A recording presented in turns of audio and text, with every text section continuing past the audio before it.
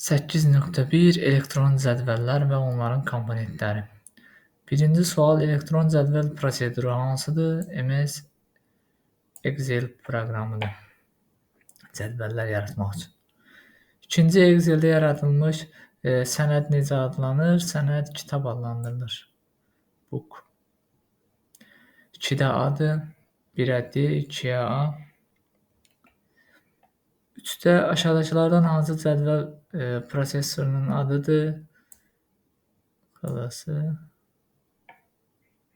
3-ə 4-də. Cədvəlin əsas strukturu elementi necə adlanır?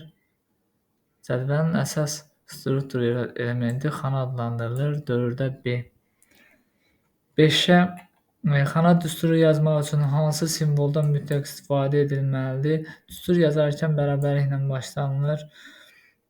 5-ə B-dir. Mütləq istinad dollar işarəsi olandır. Hər ikisində, yəni sütunda da, sətirdə də olmalıdır. 6-ya A-dır.